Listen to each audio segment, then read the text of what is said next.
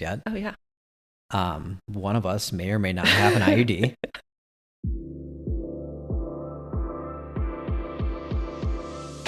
Hello and welcome to the New School OBGYN podcast, a podcast in women's health, but for everyone. Our goal is to promote good and reliable knowledge because the source of your information matters. My name is Eric Schmidt. I'm a board-certified OBGYN. With me today, I have Mrs. Taryn Miyaoka. And so please consider downloading and following along. We are on all the major podcast hosts, and check out YouTube for the video podcast. And today we're talking about IUDs and all about IUDs. And today I have with me again Taryn. She is a physician associate. She is from the Western Washington, where we currently practice. Did her undergrad at the University of Washington. That is the other UW. My UW is University of Wisconsin. But anyway, did her graduate work, got her PA degree at Wake Forest, and has now been practicing for a few years out here with us. Welcome, Taryn. Oh, thanks. Yeah. All She's right. a little ball of energy. Well, and so, Taryn, give us a little outline of what we're talking about with IUDs today. yeah. So today we're going to talk about IUDs, what they are, the myths surrounding them, the different types that are available, factors to consider about which one may be right for you, general walkthrough of the procedure of the insertion and removal of an IUD, complication or risks that can arise, as well as some general FAQ. Perfect. And there are a lot of myths and misconceptions when it comes to IUDs. And so let's go over a few of those. Yeah. So one of the ones that we've heard is there's potentially an increased risk of PID or pelvic inflammatory disease. Studies have shown that the risk is actually very similar to those not using IUDs as contraception, and 2 studies have shown that the risk of PID is less than 1% by a good margin. Other risks that you may hear about is increased risk of ectopic pregnancy. I like to explain this to patients that overall, because IUD is so effective at preventing pregnancy, that the risk of being pregnant is actually lower than the rest of the population. But if you do get pregnant with an IUD, there is this slightly increased chance that could be an ectopic pregnancy or pregnancy in the wrong location. Other risks that we hear about are potential causes of infertility with IUD. There is no increased risk of infertility if you use IUD. There's the same 1-year rate of conception after removal as people who are not using IUD. Yeah.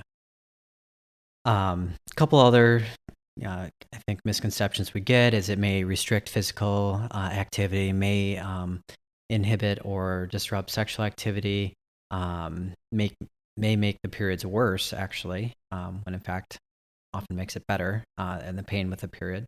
And so those are just a few of those misconceptions, and let's get into a lot of the benefits. Oh, and I just wanted to make a comment too. We're at Taryn's beautiful lake house, so the background has changed, but no, it is a nice place. Yeah, and it's not mine. It's one of our partners. Thanks, Gus. Yeah. All right, and so what is an IUD? And well, it's a form of the long-acting but reversible contraceptive family. And this would include IUDs, the next one on insert device, which we really won't be getting into today. And what's great about them is that they are as effective as things like tying your tubes or vasectomy, but they're non-surgical. And they're used by approximately a quarter of all female contraceptive users. And their benefits are, well, they're highly effective in preventing pregnancy, again, as effective as the surgical options. They're long-acting, but can be easily taken out, and those effects of preventing pregnancy are almost immediately gone. There's no active maintenance, and low complications and side effects. They don't have estrogen, which some of the more common the birth control pills, patches, rings, those often have estrogen, and that may cause some increase in side effects. So these do not. And in the U.S., there's really 2 main categories of the IUDs. There's the non-hormonal and the hormonal options. The non-hormonal or the copper is called Paragard in the US, and that has been around for a long time and has worked really well. For those that really want to know everything about what the IUD is, I'm going to say a few large words. It's polyethylene wrapped thin copper and with a polyethylene string. And it has a small component in it that also makes it so it can be seen on ultrasound or radio opaque on X-ray. The way that this copper IUD works is it inhibits the sperm migration and viability and really disrupts that interaction between the sperm and the egg. It's not an abortifacient, so it doesn't cause abortions. It just causes this local inflammatory response that inhibits those two things from coming together. And how long can it be used for? 10 years. And over that 10 years, about 1 to 2 out of 100 persons, so 1 to 2% potential risk over those 10 years for it failing and potential pregnancy. And so that's the copper. The levonorgestrel, another big word, IUD. There's actually multiple different kinds, multiple different dosages for these. There's the Mirena, which I think is the most common from the practices that I've seen, which is 52 milligrams. And then there's another one, which is the same, Kyleena, which is a little less. And so we'll get into the details a little bit about which one is good for what here in a second. But this IUD, again, T-shaped polydimethyl siloxane, which is both these things. It's just fancy word for inert plastic. The nice thing about these levonorgestrel IUDs is it's kind of a softer plastic, which is nice. And so, yeah, now we got through all that detail. Which one is right for you? Well, for the copper IUD, there's a couple of reasons why that might be right for you. Maybe not too many more than a couple. But to avoid hormones, avoid altering bleeding patterns, it is FDA approved for longer. The Mirena, which I previously talked about, the levonorgestrel IUD is good now for 8 years by the FDA. And the other ones, Kyleena 5, Kyleena 3, or Skyla 3. And the copper IUD also can be used for emergency contraception and has been used for that for a long time. So Taryn, talk to us a little bit about the levonorgestrel IUDs. I can't say big words, so I'm going to say progesterone IUDs. Perfect. So we find that sometimes these can be better at pregnancy prevention. They also can be used to help reduce bleeding and anemia. Sometimes people have really heavy periods. This can help lighten them. You also can have possible amenorrhea, which means that you don't get your period at all. About 20 to 40% of people can have this with the 52 milligrams of Mirena, the Liletta, and possible decrease of dysmenorrhea or what we call painful periods. Also, for some people that have endometriosis, which could be a source of painful periods, can really help kind of reduce the pain that is associated with that. Also, there has been shown to be reduction in risk for cancers such as endometrial cancer, cervical, and ovarian. And it can also does improve contraception. All right. Well, so let's go over how it would work to place one of these IUDs. Different things, and we'll go over the procedure, I think, in detail, but also give the clinician side of things and really, trying to make this the best experience possible for the patient when going through this procedure. Yeah. So generally, it can be done at any point in your cycle. Some say during your period, if you're bleeding, your cervix is a little bit more open, but honestly, we'll do it at any point in time. We do try to stress the fact of unprotected sex for prior. We do a pregnancy test while you are there because we want to be reasonably certain you're not pregnant before we insert anything into the uterus. I describe the procedure to my patients by saying, usually you'll be in a similar position to getting a pap smear. So you really want to be able to visualize your cervix because that's how we're passing the IUD into your uterus. We clean the cervix really well to minimize risk of infection. We use a grasper to hold on to the cervix. That can sometimes cause some mild cramping. And then we use something called a sound, or it's basically a papel that goes into the uterus, measure the length of the uterus, so we know how to set the device properly and reduce risk of complication. Sometimes if the cervix isn't opening very well for us, we use smaller pipelles or dilators of small sizes and slowly increase that size just big enough so we can get the IUD actually placed in the uterus. If there's any difficulties or concerns about the placement, sometimes we'll use ultrasound to assist us, but some people will do it without ultrasound. For pain control options, typically, I do tell people a lot of times it can cause deep-seated cramping. We don't want to lie to people and say it can be completely painful, but pain is also very subjective. Tips I usually will give my patients is try and take like a high dose of ibuprofen about 30 minutes prior to the procedure. Some people will get injections of lidocaine into their cervix that can help kind of take the edge off of the pain and the cramping. Sometimes a lot of the pain is also around the anxiety and the anticipatory pain. And so doing like a half dose of Ativan can be really helpful as long as you have someone that can take you to and from the procedure itself. And for some people, we do actually end up doing these in the operating room when they're under general anesthesia, especially if there's some trauma involved too. That's always an option as well. In general, after the placement or even during so, you can expect some bleeding. Bleeding tends to be pretty minimal. We won't let you leave if you're bleeding a ton. And also some post-procedural cramping. Typically, ibuprofen and Tylenol should really help with that. You can have some cramping for the next couple of days, but should be improving. So I always tell people if it's not improving, it could be a sign that's in the wrong place. So you should always let us know, or you can go to the emergency room or urgent care. That. When it is placed, we do always leave a little bit of the strings present, and that is where we can help tell if the IUD seems like it's in the right place. So some people, if they're comfortable, can feel for the strings at home. If you're not, I always recommend doing a string check in 4 to 6 weeks just to make sure it still appears to be in the right place based on the length of the strings.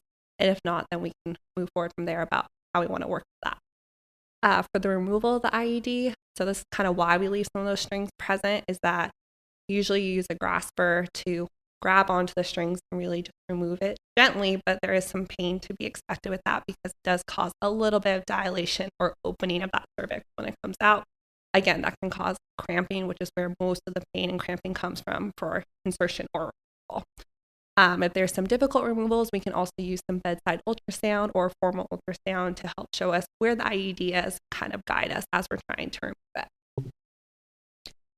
Oh, right. Perfect. And so I think maybe, we can kind of go over some of these points that, we kind of went over the book answer of putting it in a little bit, but we can talk about, kind of what we've encountered, too, with these procedures at different points. And so I think, yes, like we talked about initially, it's a pelvic exam. And we use the word grasper, and the reason why we use that is really to make sure that we are getting this IUD in the right position, decreasing the risk of things like perforation, because often the uterus has a little tilt to it, or it bends forward or backwards, and so using that grasper helps actually to straighten it out and decreases the risk of that potential risk of pushing it into the uterine muscle.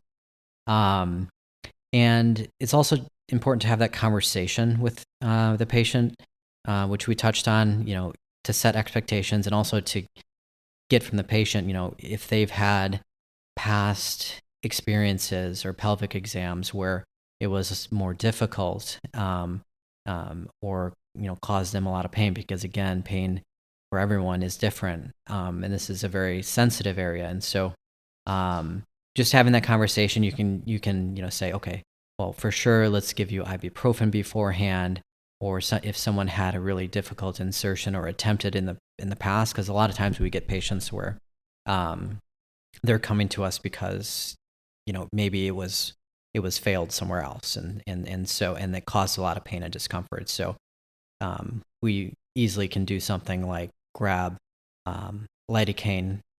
Why don't we do that for everyone? Is because often that injection, or doing what's called a paracervical block, can actually be more painful because we use a needle for that. Sprays and topicals have shown no benefit in studies, and I've seen no benefit in clinical practice for those, and at least for the insertion of the IUD.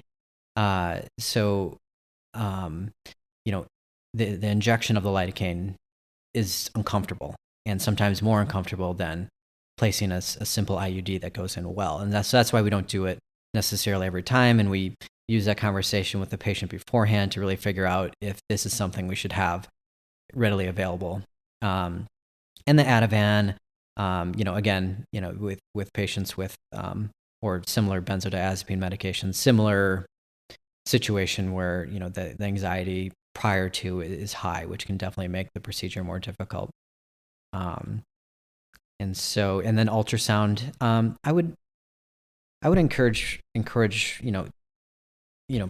us as providers, but also patients to advocate for themselves too. I think if I were to have it done,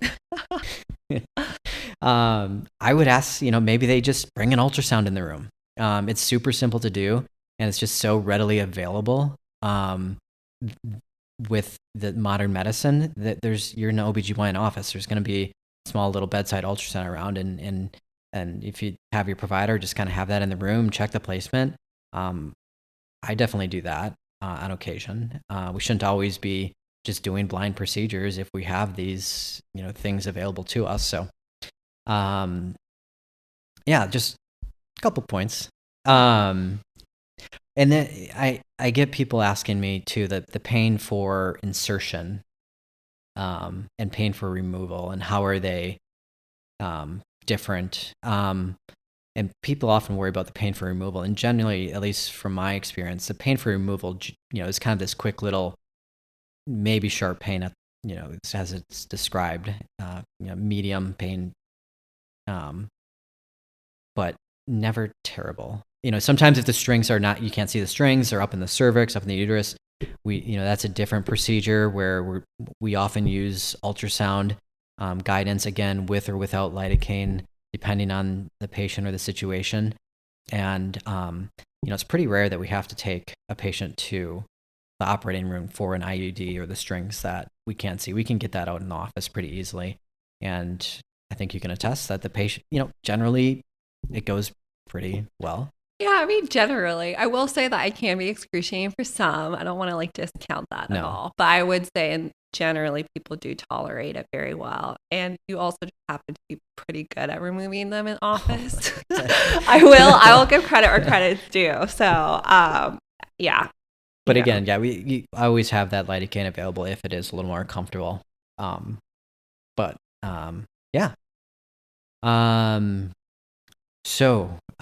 again, no medication, no option is going to be without potential side effects. And you always have to compare that to the alternative. And so side effects and complications of IUD, I think, we touched on it briefly before, but, pregnancy, we're using it often to prevent pregnancy. In the first year of use, the copper IUD, we said maybe isn't quite as good as the progesterone IUD, has about a 0.6% chance of pregnancy. Mirena IUD has a 0.1, so a little bit lower, but both good. Mirena's better. Or I shouldn't use brand Your name. bias is I showing. shouldn't use brand Your name. bias is showing. There is bias in here. So there is also the risk that the IUD maybe comes out of place or is completely expulsion is a risk, and that means it falls out. That's the highest in the first year as your body's getting used to it. Or if someone's bleeding heavy, maybe a blood clot pushes it out. But it's only about 2 to 4%. For some people, and we don't do this too often, and honestly, almost never. In certain situations, but put it in right after someone delivers. That is the highest chance of getting pushed out at about 10%.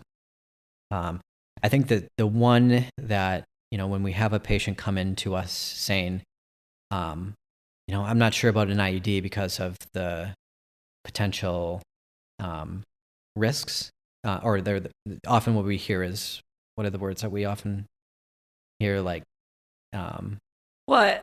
Why someone doesn't want to get an IUD? Oh, because they heard something bad. They heard something bad about it. Everyone has a horror story of someone Yeah. that they know that had a bad experience with the IUD.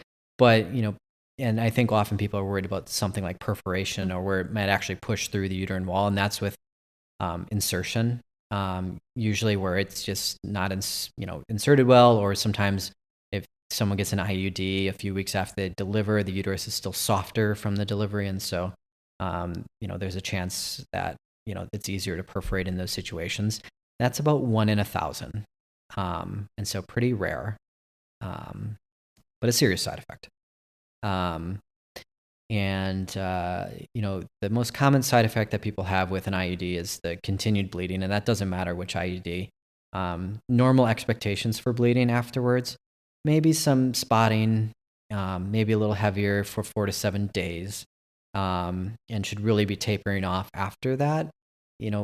But it can be common within those first 3 months as your body's getting used to it. We say as that progesterone is starting to work, there's that potential chance of bleeding. And you should contact your provider if really the bleeding is not getting better after a week or two. Some things that, so the way that we would usually try and treat that is with NSAIDs. So that would be like ibuprofen, naproxen, diclofenac. And you can actually take those in higher doses for 5 days. And just the way that it works at the uterus, that might actually fix the bleeding. And so what I would do is contact a provider. If you can take NSAIDs safely, take that. And then if that's not working, they might give you like a month or 2 or 3 of birth control pills to try and, while the body's getting used to that progesterone IUD or copper IUD, that might help to normalize the bleeding. Another side effect we hear a lot, and maybe I'll talk more directly to the camera on this one, but is partners feeling the strings. What I say is kind of boo-hoo. What are they doing to either help someone's getting this IUD because they want to protect themselves from pregnancy or help with bleeding, and so yes, things can be done to either maybe cut the strings shorter, but it's nice to leave them a little bit longer because then they kind of fold behind the cervix. And if you cut them too short, then might have a difficult IUD removal. But really, as long as it's not causing significant pain to the partner, which it shouldn't, because these are flimsy little strings. Sorry, I don't mean to be too harsh with that, but it's not so bad. Then the hormonal side effects. Now, it is a hormonal medicine, so but it's thought to be local acting. Did I ever say how the levonorgestrel works? I don't know if I did. It actually thickens the mucus of the cervix, so it's impenetrable by the sperm, and some of the progesterone effects actually make the endometrium thinner, not as so it changes the environment a little bit, and it suppresses ovulation maybe a little bit, but it's not reliable. Not like the birth control pills would suppress ovulation. But there is a chance with progesterone medications, whether it's oral, shot, anything, that can cause acne, weight changes, nausea, mood swings. We really don't see that with IUD. There is a potential chance, we say, but the circulating progesterone amount that they calculated is about 1/5 of the level of just a normal birth control pill. And so while some people are a little more sensitive to hormonal effects, most people would not see any of these side effects. So Taryn, tell us a little bit about, if we encounter these lost IUD strings, how we might go about it. Yeah, so typically, sometimes, when I see a patient for an annual, if I know they have an IUD and we're doing pelvic exam, I always kind of take note of whether or not I can see their strings or not. Sometimes that's the first time they know that their strings aren't visible from the cervix or from the opening of the cervix. So a lot of times we'll get ultrasound. So it's nice that we can kind of see general placement on ultrasound. If for some reason the IUD is not seen in the uterine cavity, then you can always get an X-ray because sometimes that can show if it's in the abdominal cavity or things like that. But if it's in the right place, then we really don't need to do anything unless it needs to be taken out for some reason. So you can kind of wait until it's expired or needs to be removed or replaced, or if the patient wants it to be removed.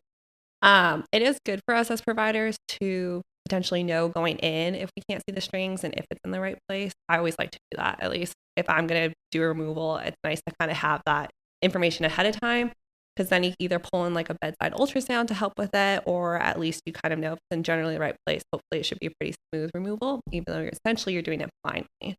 So what I do is, again, similar positioning of a pap smear, want to visualize that cervix. Oftentimes it may take multiple passes because you are kind of blindly looking to try grab those strings. And so sometimes I'll clean the cervix just to minimize risk for infection because of multiple passes. We can use some IUD forceps or really small graspers to kind of gently go into the cervix a little bit just to grab those strings. And a lot of times after a couple passes, you're able to get it.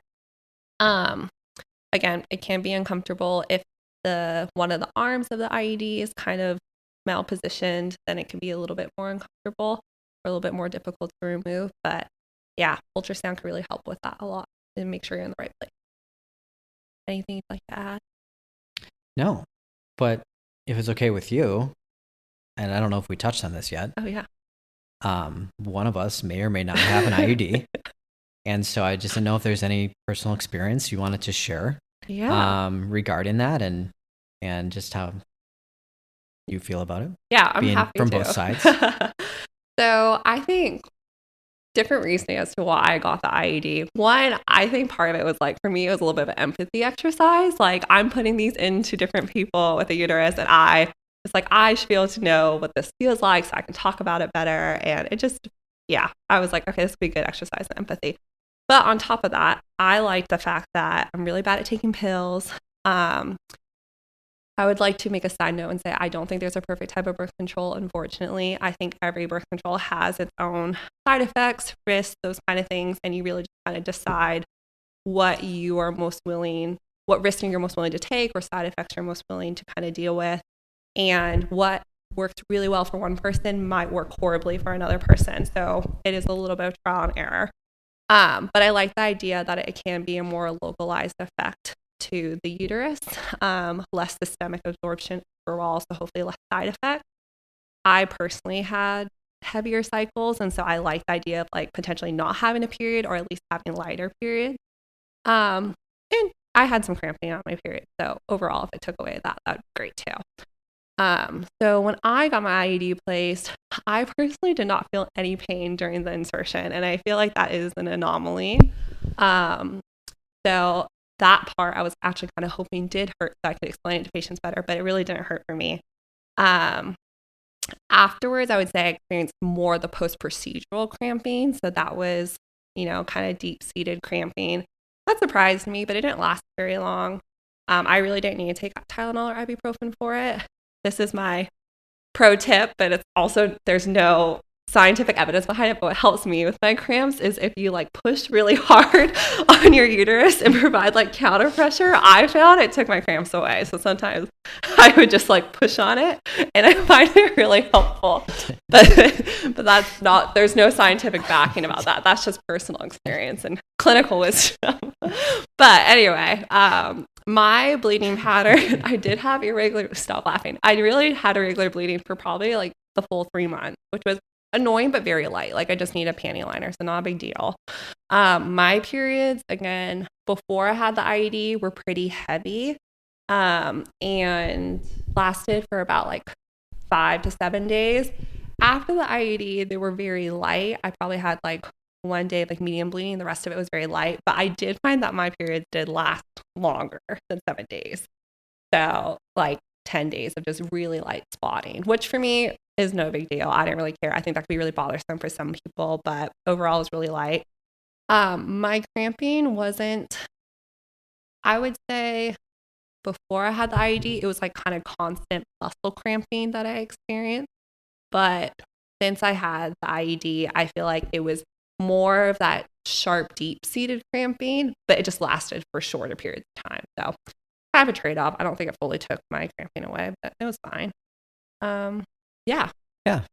And I think one other thing that we didn't mention is, for placement of an IUD, it, is a little bit easier if someone's had a pregnancy before. And, but it's not necessarily, again, a reason to not do it. And, if we're going to say, which IUD is right for which person, and I didn't get up to this quite yet, so I'll try and summarize that.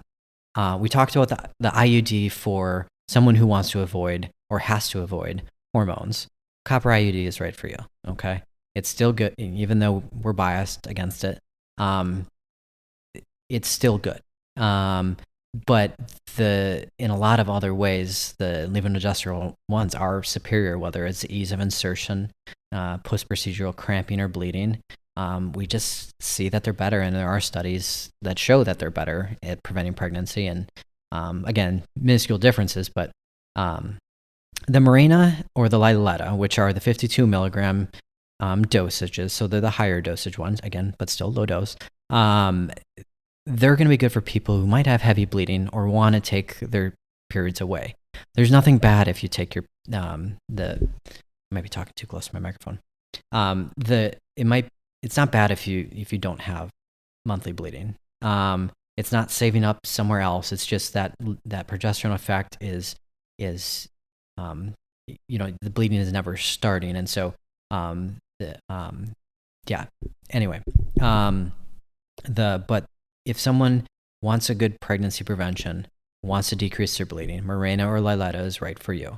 Now, if you're someone that doesn't want as big of a change to your cycle, but still wants a long-acting, IUD, the Kyleena and the Skyla might be a good option. Those are also slightly smaller, and we're talking millimeters, but it is slightly smaller, so that might be better for someone who maybe hasn't had pregnancies before. Their uterus is smaller because, they might just be an easier insertion. The Kyleena is good for 5 years. Might not decrease your bleeding, or it might a little bit, or has a slight chance of taking away your periods, but very low. And Skyla, same thing, but that one's good for 3 years. So less use in that. So often, we're using a lot of Mirena and Kyleena just at our practice. So that was a big talk. Hopefully we got to a lot of things. If you have any other questions or things you want us to address in the future, you can probably just leave a comment or on the YouTube comments when this goes up on YouTube. But thanks for listening and viewing. If you have any questions, please let us know. And as always, the content of the video is for educational purposes, so none of the content is meant for personal medical advice, and please contact your medical provider if you are in need of personal medical advice. Once again, thank you, Taryn, and thank you for letting us do this podcast in your wonderful place. Yeah, you're welcome. And thank you guys for listening again.